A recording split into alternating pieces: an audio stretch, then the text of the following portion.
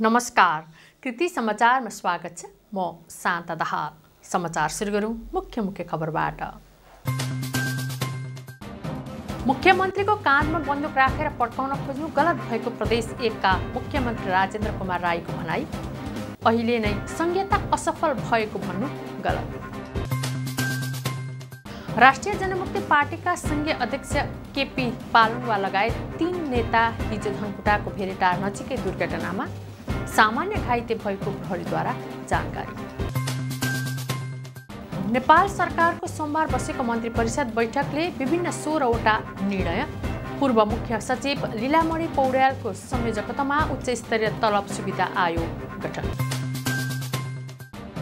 MCC MPP सरकारले विप्लव सहितलाई पक्राउ पूर्जी जारी गरेको विषयलाई लिएर 4वटा कम्युनिस्ट संगठनद्वारा बन्दको कहीँ सामान्य प्रभाव, कहीँ जनजीवन प्रभावित। झापामा नदीजन्य पदार्थ दोहन गरेको भेटिएपछि 6वटा सवारी साधन प्रहरीद्वारा नियन्त्रणमा लिएका सवारी साधन अर्जुनधारा नगरपालिका बुझाइयो। राष्ट्रिय भूमि आयोगले धनकुटामा 5000 भन्दा बढी फारम सङ्कलन, अव्यवस्थित भूमिहीन सुकुम्बासी र भूमिहीन दलितबाट फारम सङ्कलन। 18 वर्षपछि सामूहिक बलात्कारका अभियुक्तलाई सुनसरी प्रहरीले पक्राउ गरी कारागार चलान, पक्राउ पर्नेमा सूरज विश्वकर्मा। र आउँदो असोज 28 गतेदेखि हुन लागेको 9 राष्ट्रिय खेलकुद प्रतियोगिताका लागि खेलाडी छनौट सुरु।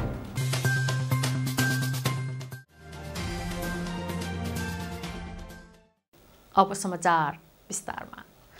प्रदेश 1 का मुख्यमन्त्री राजेन्द्र कुमार राईले मुख्यमन्त्रीको कानमा बन्दुक राखेर पड्काउन खोज्नु गलत भएको बताउनु भएको छ। संहिता कार्यान्वयन अध्ययन तथा अनुगमन संसदीय विशेष समितिको मंगलबार आयोजित छलफल कार्यक्रममा मुख्यमन्त्री राईले यस्तो बताउनु भएको हो। उहाँले यसअघिका सरकारले पहिचानका आधारमा प्रदेशको नामाकरण गर्ने कुरा पहिले उठिसकेको भन्दै आलोचना गर्नुभयो। मुख्यमन्त्री राईले अहिले संहिताको मूल्याङ्कन गरेर संहिता असफल भएको भन्ने नमिल्ने बताउनुभयो। फरक प्रसङ्गमा राईले संहिताभित्र प्रदेश संरचना निर्माण भइसकेपछि विकासको तानाशाहीकरण भएको आरोप लगाउनुभयो। उहाँले सङ्घको नेतृत्वले आफै अधिकार र बजेट मुठ्याएर प्रदेश सरकार र स्थानीय सरकारलाई निम्छरो बनाई आलोचना गरिरहेको आरोप लगाउनुभयो। मुख्यमन्त्री राईले संघीय सरकारले अधिकार र बजेट पर्याप्त नदिँदा पनि प्रदेशले आफूले राम्रो काम गरेको उल्लेख गर्नुभयो।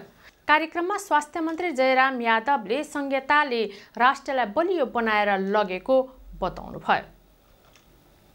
राष्ट्रिय जनमुक्ति पार्टीका संघीय अध्यक्ष केपी पालुङवा लगायत 3 नेता हिजो धनकुटाको भेरेटार नजिकै दुर्घटनामा परेका छन्। चुनावी प्रशिक्षण दिन ताप्लेजुङ हिँड्नुभएका अध्यक्ष पालुङवा, उपाध्यक्ष विदुप्रकाश कायस्थ र उपमहासचिव विष्णु थाङदेन लिम्बू दुर्घटनामा परि घाइते हुनुभएको हो। को 1J2581 नम्बरको बोलेरोमा ताप्लेजुङ जाने क्रममा आफै अनियन्त्रित भई साँगुरीगढी गाउँपालिका 6 कोलबोटेमा दुर्घटनामा परेको थियो।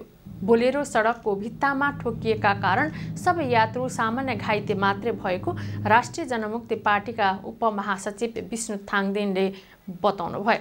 दुर्घटनामा परि संघीय अध्यक्ष पालुङवाको मुखमा चोट लागेको छ। कायस्थको घाँटी र आफ्नो हातमा चोट लागेको थाङदेनले बताउनु भयो। दुर्घटनामा अन्य यात्रुहरू पनि घाइते भएको प्रहरीले जनाएको छ। घाइतेको अवस्था सामान्य रहेको छ।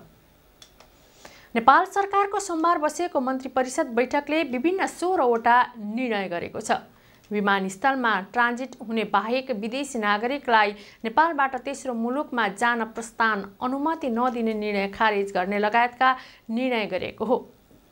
बैठकले पूर्व मुख्य सचिव लीलामणि पौड्यालको संयोजकतामा उच्च स्तरीय तलब सुविधा आयोग गठन गर्ने, आर्थिक वर्ष 2079-80 का लागि कृषि तथा पशुपक्षी विकास मन्त्रालय अन्तर्गत 204 जना राजपत्राङ्कित पदहरूको अस्थायी दरबन्दी स्वीकृत गर्ने लगायतका निर्णय भएको हो। नेपाल सरकारका प्रवक्ता समेत रहनुभएका सञ्चार तथा सूचना प्रविधि मन्त्री ज्ञानेन्द्र बहादुर कार्कीले पत्रकार भेटघाट कार्यक्रम राख्नुहुँदै सोबारे जानकारी दिनुभयो। एमसीसी एसपीपी सरकारले विप्लव सहितलाई पक्राउ पूर्जी जारी गरेको विषयलाई लिएर 4 वटा कम्युनिस्ट संगठनले गरेको बन्दको प्रभाव कहीँ सामान्य परेको थियो भने कहीँ जनजीवन प्रभावित बनेको थियो। विशेष गरी पहाडी क्षेत्रमा यातायातका साधन पूर्ण रूपमा ठप्प भएका थिए भने तराईमा सामान्य रूपमा चलेका थिए। लामो दूरीका यातायातहरू नचल्दा यात्रुहरू समस्यामा परेका थिए। विभिन्न स्थानमा बन्दकर्तालाई प्रहरीले पक्राउ पनि गरेको छ। धुलीखेल लगायत क्षेत्रमा भने बन्दकर्ताहरूलाई स्थानीयले आक्रमण समेत गरेको समाचार बाहिरिएको छ। Nepal communist party Biplav, Nepal communist party वैज्ञानिक समाजवादी, कम्युनिस्ट पार्टी नेपाल, नेकपा माओवादी समाजवादीले संयुक्त विज्ञप्ति जारी गर्दै हिजो बन्द घोषणा गरेका हुन्। विशेष गरी निजी तथा सामुदायिक स्कुलहरू ठप्प रहे भने बजारहरू खुल्ला भएका थिए। केही क्षेत्रमा बन्दकर्ताहरूले तर्साउनका लागि बमहरू पनि राखेका थिए। उक्त बमहरूलाई सेनाको डिस्पोजल टोलीले डिस्पोज गरेका थिए। बन्दको प्रभाव विशेष गरी पूर्वमा भन्दा पश्चिममा बढी परेको थियो। 4 वटा संगठनले महँगी नियन्त्रण, कार्यकर्ता रिहाई लगायतका माग पनि राखेर बन्द गरेका थिए। साउन 27 गतेदेखि नै कार्यक्रम सुरु गरिएको थियो। कृति समाचारमा अब छोटो विश्राम।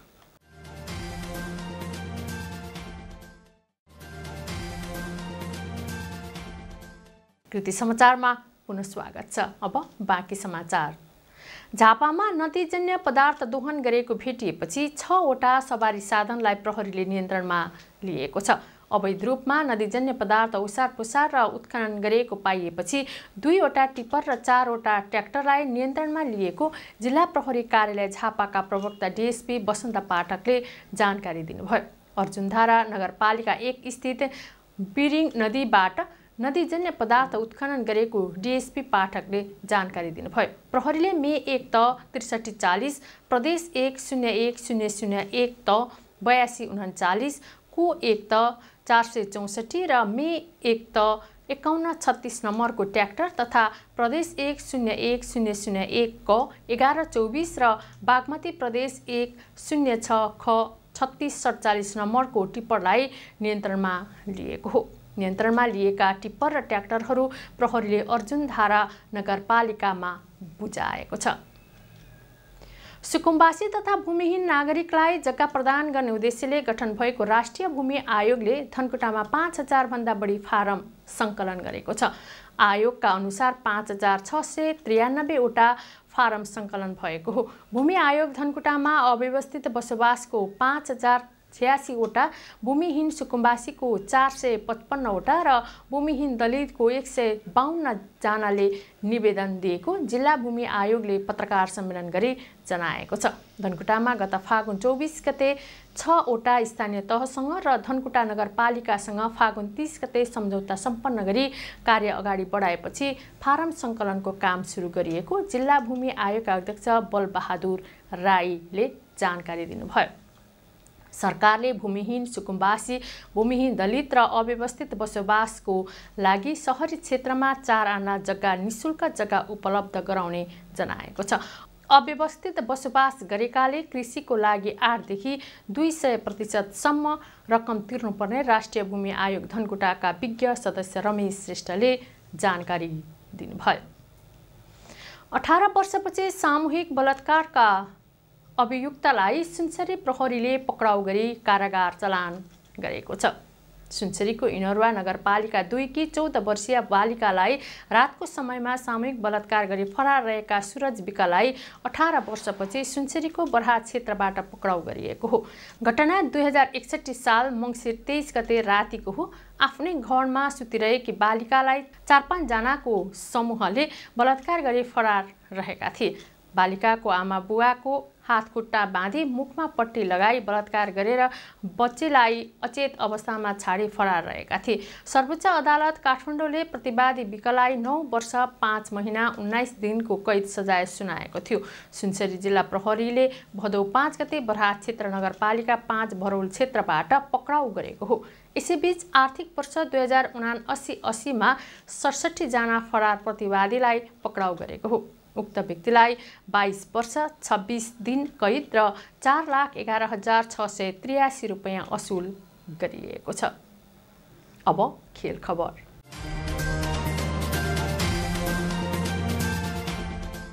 आउँदो असोज 28 गतेदेखि पोखरामा हुन लागेको 9 राष्ट्रिय खेलकुद प्रतियोगिताका लागि सुनसरीको महिला पुरुष बास्केटबल खेलाडी छनौट गरिएको छ। धरान 16 स्थित धरान रङ्गशालाको कबड हलमा हिजो छनौट कार्यक्रम गरिएको हो। सुनसरी खेलकुद विकास समितिका अध्यक्ष दीपक राई, सुनसरी बास्केटबल सङ्घका अध्यक्ष नारायण सुवेदी लगायतको उपस्थितिमा छनौट गरिएको छ। पुरुषतर्फ 32 जना र महिलातर्फ 21 जना खेलाडीहरू सहभागी भएका थिए। छनौट कमिटीका प्रशिक्षक विकास चामलिङ राई, रञ्जित लिम्बू र रोशन राईले छनौट भएका खेलाडीहरूको नाम बुधबार सार्वजनिक गर्ने भएको छ। 9 राष्ट्रिय प्रतियोगितामा 36 वटा खेल हुँदैछन्।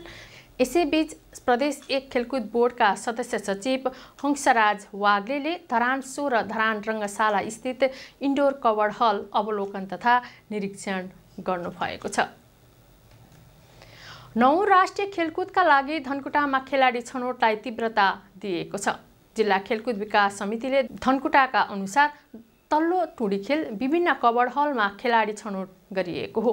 9 राष्ट्रिय खेलकुदका लागि आगामी 10 गतेसम्म खेलाडी छनौट सम्पन्न गरिसक्नुपर्ने निर्देशन भएको छ। समितिले 13 वटा विविध खेलको छनौट गरिरहेको अध्यक्ष मनोज चामलिङ राईले जानकारी दिनुभयो। धनकुटाबाट football, volleyball, athletics, badminton, table tennis, karate, wushu, taekwondo, boxing, kabaddi, hitech taekwondo र बुद्धिचालमा खेलाडी छनौट हुनेछन्। धनकुटामा 396 खेलाडीले नाम दर्ता गराएका थिए। धनकुटाबाट 219 जना छनौट भएर प्रदेशबाट हुने प्रतियोगितामा भाग लिन पाउनेछन्।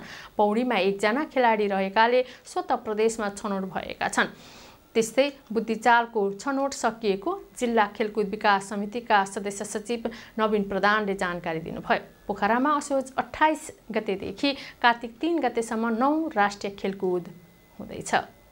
कृति समाचारको अन्त्यमा पुनः मुख्य खबरहरू। मुख्यमन्त्रीको काँधमा बन्दुक राखेर पड्काउन खोज्नु गलत भएको प्रदेश 1 का मुख्यमन्त्री राजेन्द्र कुमार राईको भनाई। अहिले नै संहिता असफल भएको भन्नु गलत। राष्ट्रिय जनमुक्ति पार्टीका संघीय अध्यक्ष केपी पालुङवा लगायत 3 नेता हिजो धनकुटाको भेरेटार नजिकै दुर्घटनामा सामान्य घाइते भएको प्रहरीद्वारा जानकारी। नेपाल सरकारको सोमबार बसेको मन्त्री परिषद बैठकले विभिन्न 16 वटा निर्णय, पूर्व मुख्य सचिव लीलामणि पौड्यालको संयोजकतामा उच्च स्तरीय तलब सुविधा आयोग गठन। एमसीसी एमपीपी सरकारले विप्लव सहितलाई पक्राउ पूर्जी जारी गरेको विषयलाई लिएर 4 वटा कम्युनिस्ट संगठनद्वारा बन्दको कहीँ सामान्य प्रभाव, कहीँ जनजीवन प्रभावित।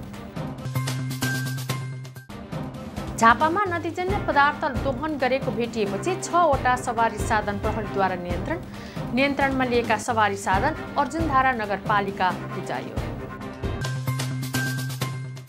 राष्ट्रिय भूमि आयोगले धनकुटामा 5000 भन्दा बढी फारम सङ्कलन, अव्यवस्थित भूमिहीन सुकुम्बासी र भूमिहीन दलितबाट फारम सङ्कलन।